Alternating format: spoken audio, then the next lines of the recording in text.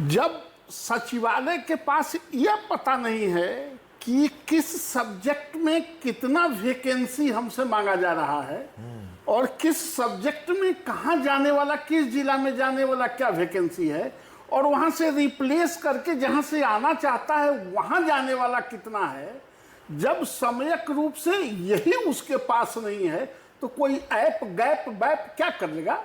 ये सिर्फ ऐप के नाम पर पूरे शिक्षा विभाग में लूट खसोट चल रहा है। और चूंकि होता क्या है कि जो हमारे जनरेशन के आदमी है, जो आपके जनरेशन के आदमी है, उसको नया जनरेशन के आदमी ऐप के नाम पर, गैप के नाम पर, ऑनलाइन के नाम पर बेवकूफ़ बनाता है। आपने उसको ऐप तो दे दिया, लेकिन जब आपके पास उसकी नियुक्ति से लेके आपको अभियुक्ति तक नहीं है कि कहाँ किसको जाने हैं और किसको हम कहाँ कर देंगे, तो कौन स्कूल खाली हो जाएगा। आपने पोस्टिंग कर दिया पहले गांव के स्कूलों में, अब आपने ट्रांसफर करके ला दिया सबके शहरों में।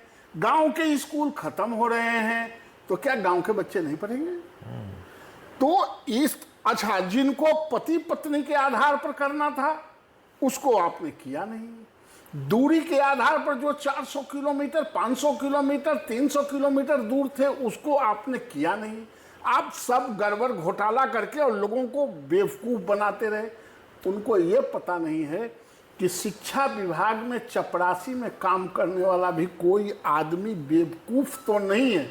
ये बात अलग है कि आपका डिक्टेटर चल रहा हो, आप बड़े पदों पर हैं, इसलिए आप समझने के लिए तैयार नहीं होते हो, लेकिन वो समझाने के काबिल तो है। आपको किसी पर विश्वास नहीं है। अगर विश्वास होता, आप सबसे इंटेलिजेंट कौम के मालिक है शिक्षा विभाग। सही बात है। इससे ज्यादा कोई ब्रेन ड्रेन करने वाला तो कोई विभाग नहीं है बिहार में। ना। आप उसी में से किसी को बैठा के एक टीम को कॉन्फिडेंस में लेके आप बनाए हुए होते कि कटिहार से कितना आना चाहता है, कटिहार में कौन कौन जिला से कहां जाना चाहता है, अररिया से कहां आना चाहता है, दरभंगा से कहां आना चाहता है और दरभंगा में कहां से जाना चाहता है, कौन कौन सब्जेक्ट का है। जब तक ये खाका आप तैयार नहीं करेंगे तो ये आदमी का बनाया हुआ है ना कंप्यूटर, ये ऐप कौन बनाता है? आदमी बनाता है। तो आप सोचते हैं कि आदमी के ऊपर, आदमी के ब्रेन के ऊपर हावी हो जाएगा ऐप। ऐसा कभी संतोष जी हुआ है? कभी नहीं हुआ है। आप पूरे शिक्षा विभाग को अगर इसको तत्काल दुरुस्त नहीं किया तो इसको स्थिर होने में 5 साल लगेगा। एक बात आपको और याद में दिलाना चाहता हूं, 95 में लालू जी के स्थानांतरण नीति 437 एक्ट लगा के सारे शिक्षकों को इसी तरह स्थानांतरित कर दिए थे।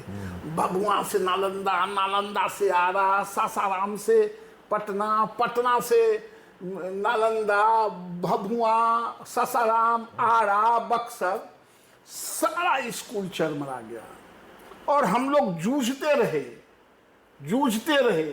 अंत में विधान परिषद में स्कूलों की स्थिति को देखते हुए लालू यादव जी ने स्वयं ही उस एक्ट को विलोपित किया और वापस लिया शिक्षकों का। तब का उसके बाद स्कूल कुछ रास्ता पर आया। उससे भी खराब स्थिति में बिहार के शिक्षा विभाग लाके खड़ा कर दिया है। ये पढ़ने पढ़ाने का एटमॉस्फेयर खत्म हो गया। ये शिक्षक सिर्फ स्थानांतरण की बात करेंगे और रोज शिक्षा विभाग को गाली देंगे, उनकी पत्नी गाली देगी, उनका बेटा गाली देगा और दूसरा कोई बात नहीं है। ये शिक्षा विभाग के लिए बहुत बड़ा कलंक संतोष जी है। और आप बार बार कहते थे तो हमको भी लगता था कि इतना गड़बड़ी कैसे होगा।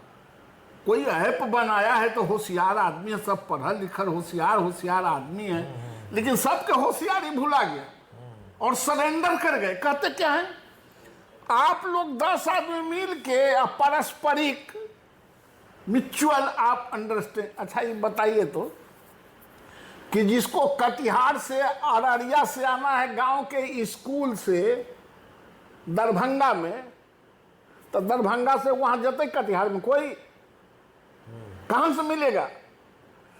जब तक आप प्रैक्टिकल अप्रोच में इसको नहीं देखे, इसको करना ही चाहिए था। आपने एक बड़ी बात कही थी कि जो पुराने लोग हैं, जो ग्रसित हैं, उनको पहले आप एडजस्ट कर लीजिए। तो आप तो कुछ लोगों को ऑबलाइज करने के लिए उस गड़बड़ घोटाला में नए लोगों को ऑबलाइज करना चाहते थे, इसलिए आपने गड़बड़ घोटाला कर दिया। तो ये सब का कारण है, जानबूझ के इन लोगों ने गड़बड़ घोटाला किया है। क्या हो सकता है? मान लीजिए तब तो बहुत सारी चीज़ें हो गई, शिक्षक सब परेशान है ही। अब ये म्यूचुअल वाले में भी जो स्थिति है वो संभव है ही नहीं हो सकता, संभव नहीं है। और बीच में मान लीजिए कि आप ट्रांसफ़र किए, 30 तारीख तक ज्वाइनिंग की बात कहे, बीच में कहे जिसको नहीं जाना है वो मत जाए, वो शिक्षक वहीं है, उसके स्कूल में दूसरा जिसका ट्रांसफ़र हुआ वो भी पहुंच गया। तो क्या यही नहीं है, जिसको आपने सक्षमता के बाद डिस्ट्रिक्ट अलॉट कर दिया, उसको आज तक स्कूल अलॉट नहीं किया आपने। तो आप क्या करते हैं भाई? और आपका ऐप इतना ही बढ़िया है कि प्राइवेट स्कूल में टीचर को ट्रांसफर कर दे रहे हैं। तो बेशर्मी का तो हद हो गया ना, कि जो आखिर कैसे आपके ऐप में प्राइवेट स्कूल कैसे आ गया भाई? ये प्राइवेट स्कूल में, ये देखिए इन लोगों के माइंडसेट है प्राइवेट स्कूल का। इन लोगों के गांव गरीब किसान मजदूर के बच्चों से कुछ लेना देना नहीं है। ये तमाम लोग अपने प्रैक्टिस, माल प्रैक्टिस और टीआरपी बटोरने के फेरा में इतना लंबा खींचा है। ये शासन का दुर्भाग्य है, और अगर शासन ने इस पर कमांड तत्काल नहीं किया, और ये कह रहे हैं कि म्यूचुअल कभी नहीं हो सकता। म्यूचुअल हो ही जाता था, इतना दिन से आप परेशान क्यों थे भाई? क्यों परेशान थे? आज भी शिक्षा विभाग के पास एक ही रास्ता है कि मैनुअली पहले उसको पूरे अच्छा 1 लाख 1.5 लाख वैकेंसी को बनाना। हम लोग वोटर लिस्ट बनाते हैं ना, हम लोग वोटर लिस्ट किसे बनाते हैं? पहले नाम वाइज अल्फाबेटिकल बना देते हैं, देखते हैं आता है वोटर लिस्ट निकल के, तो बूथ वाइज बना लेते हैं, मोहल्ला वाइज बना लेते हैं। कैसा कंप्यूटर चालक है भाई?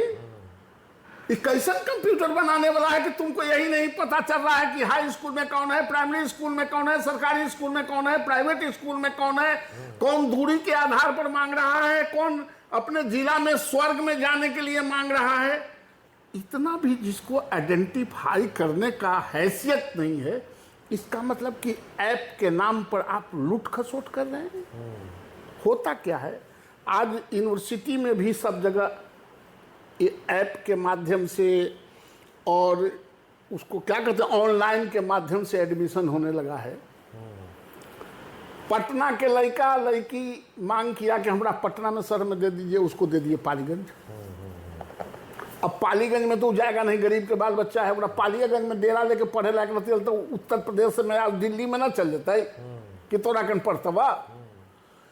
तो वहां तो विद्यार्थी जा नहीं रहा है, पालीगंज वाला के बाढ़ वाला के कर दिए पटना में, वो आ नहीं रहा है, वो आ नहीं रहा है। आज संकट है, एकदम संकट। 5% भी अटेंडेंस नहीं हो रहा है। स्कूल में कर दिए कि जौन स्कूल से पास किया है उसी स्कूल में पढ़ेगा। अरे हमारा मन होगा एकरा से हम इम्प्रूव किए, एकरा से बढ़िया स्कूल में पढ़ेंगे, तो आप काहे रोक दीजिएगा? आपके पिताजी के जमींदारी में है वो, इसलिए कि गरीब का बेटा है, गांव का बेटा है, किसान का बेटा है, मजदूर का बेटा है, इसलिए। तो ये इस राज्य सरकार के लिए सबसे ड्रॉबैक है, शिक्षा विभाग कलंकित कर रहा है इसको जब तक मैनुअली है। अच्छा दिक्कत क्या है कि एक आदमी ही ईमानदार है और सब चोर है। ईमान के चलिएगा तो कभी दुनिया में शासन चलता है ना। आप अपने अधिकारियों के बैठा के आप मैनुअल जब तक चार्ट नहीं बनाएंगे, आप उसको सरसरी निगाह से देखेंगे नहीं, फिर कंप्यूटर पर उसको आप एक्सरसाइज करके देखेंगे नहीं, आप ट्रांसफर कर दीजिएगा, यही होगा। ई कोठी के धान ऊ कोठी, ऊ कोठी के धान ई कोठी, और चला जाएगा प्राइवेट स्कूल में। अभी देखिएगा इसमें बाद में यह भी आएगा कि जो शिक्षक नहीं है उसका भी स्थानांतरण हो गया। आप इस स्कैंडल पर, मैं संतोष जी बहुत सीरियसली मैं कह रहा हूं, ये शिक्षा विभाग है, ये जालसाजों का भी जगह है। जिनकी नौकरी नहीं है ट्रांसफर ले वो लेंगे। भी ट्रांसफर ले लेंगे, और बात खुलने दीजिए, बात खुलेगी तो दूर तक जाएगी। जब आपके पास कोई सबूत नहीं है, कोई आपके पास कागजात नहीं है, और तब क्या होगा कि वो जो डाटा बेस्ड बनाए हैं तब तक वो छोड़ के भाग जाएगा, पैसा तो ले लिया होगा, तब तक वो छोड़ के। आज सारे यूनिवर्सिटी में ऐसे ही हो रहा है, वही राज्य सरकार में हो रहा है। वो तब तक छोड़ के भाग जाएगा और आप मरते रहिए कि कौन कोठी के धान कौन कोठी में हुआ। एक जमाना था जब 437 में